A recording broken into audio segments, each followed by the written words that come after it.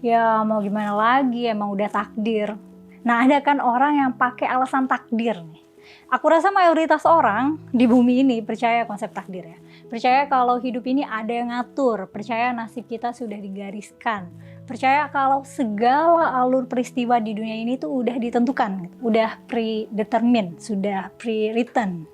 Nah, gimana nih cara kita bisa membuktikan bahwa suatu peristiwa itu terjadi karena takdir, karena ada yang menentukan. Nah, takdir itu adalah serapan dari bahasa Arab yang artinya literally ketentuan dan biasanya dimaknakan sebagai peristiwa yang sudah ditentukan atau dituliskan atau digariskan. Hampir semua budaya dan agama atau kepercayaan gitu punya konsep yang setara nih sama konsep takdir. Kalau bahasa Inggris kan biasanya disebut fate atau destiny ya. Kadang di penggunaan bahasa Indonesia, takdir itu setara sama nasib. Ya mau gimana lagi kan udah nasib gitu. Ya kan ya. Nah kalau ada konsep takdir, berarti ada nih entitas yang menakdirkan. Nah kita belum tahu nih gimana caranya membuktikan suatu peristiwa itu adalah takdir. Nah tapi ada pertanyaan lanjutan. Terus gimana juga kita bisa membuktikan bahwa ada entitas yang punya kuasa untuk menakdirkan segala sesuatu. Kalau terjadi suatu peristiwa, apakah peristiwa itu merupakan takdir Tuhan atau kehendak manusia?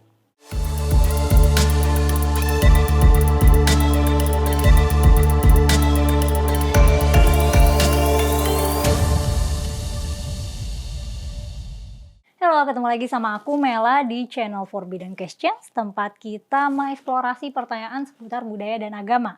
Kalau belum subscribe, boleh subscribe dulu ya. Nah, pertanyaan kita hari ini adalah segala yang terjadi di dunia ini itu takdir Tuhan atau kehendak manusia? Kalau kita mau lepas dulu nih konsep takdir dari framework kita akan mikir bahwa empirically speaking ada hal yang berada dalam kendali kita, sepenuhnya dalam kendali kita. Ada hal yang sebagiannya berada dalam kendali kita gitu, sebagiannya aja. Dan ada hal yang sepenuhnya di luar kendali kita, ya kan? Nah, yang berada dalam kendali kita misalnya, aku mau garuk kepalaku ya tinggal garuk. Aku punya tangan yang berfungsi, aku punya kepala, ya tinggal eksekusi aja gitu garuk. Nah, yang sebagian berada dalam kendali aku gitu, yang berada dalam kendali aku sebagiannya saja. Misalnya aku mau makan bakso Mang Ujang nih, pulang syuting ini. Nah, kenapa kendaliku cuma sebagian? Karena bisa jadi Mang Ujang hari ini gak jualan, atau mungkin jualan udah habis, atau pas dalam perjalanan ke Mang Ujang aku kepleset terus meninggal gitu. Nah, jalanannya ternyata licin, itu kan di luar kendaliku ya. Yang sepenuhnya di luar kendali aku, kendali kita maksudnya sih.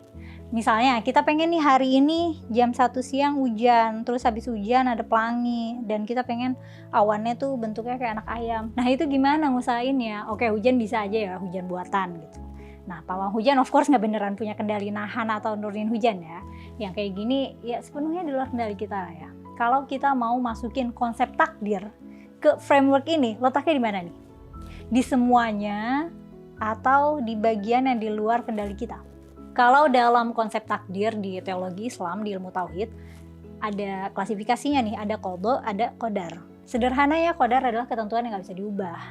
Kayak misalnya orang tua kita siapa gitu, kita lahir di mana. Nah, qadha adalah pelaksanaan takdirnya gitu, yang mana ada elemen kehendak manusia gitu. Misalnya aku pengen sekolah di mana gitu. Nah, simpelnya takdir yang bisa diubah tergantung tindakan manusianya lah. Nah, makanya manusia diajarkan untuk ngambil keputusan yang baik gitu, untuk jadi orang baik dan sebagainya, karena manusia dianggap punya kehendak. Nah, itu secara konsep nih. Terus gimana cara kita membuktikan bahwa suatu peristiwa itu takdir? Bahwa suatu peristiwa itu sudah ditentukan gitu, sudah ada yang nentuin. Nah, konsep takdir itu nggak bisa dibuktikan dan nggak bisa juga dibuktikan salah atau difalsifikasi. Karena kalau kita pakai konsep takdir, apapun outcome dari suatu alur peristiwa tetap aja nggak bisa membuktikan atau memfalsifikasi. Misal aku jalan ke supermarket, di dalam perjalanan aku ketemu anjing liar, apakah itu takdir? Kalau pakai konsep takdir ya bisa aja takdir.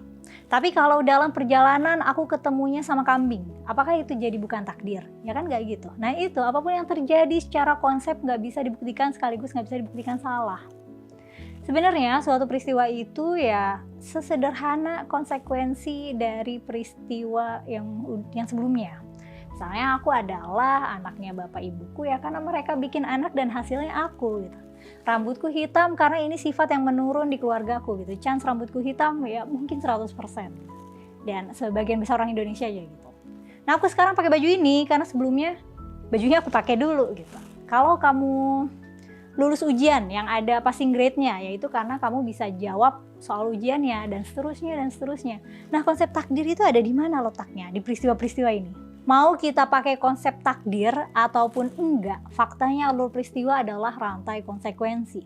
Sekebetulan apapun sesuatu itu terjadi, ya karena probabilitas itu untuk terjadi nggak nol, tetap itu merupakan dampak konsekuensi entah itu dari perilaku kita atau manusia lain atau dampak hukum alam gitu.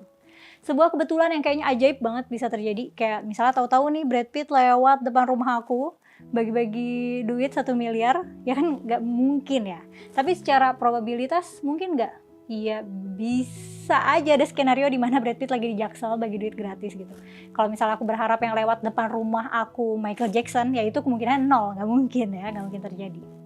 Mau pakai konsep takdir ataupun nggak pakai, yang nggak mungkin terjadi nggak akan terjadi. Tapi kan nggak ada yang nggak mungkin. Ada yang nggak mungkin, banyak yang nggak mungkin. Secara kuantitas bahkan lebih banyak yang nggak mungkin daripada yang mungkin. Karena yang nggak mungkin kan tinggal dikarang-karang aja ya kan. Nah jadinya ya, yang bisa kita optimalkan itu jadinya ya skill kita dalam membuat keputusan.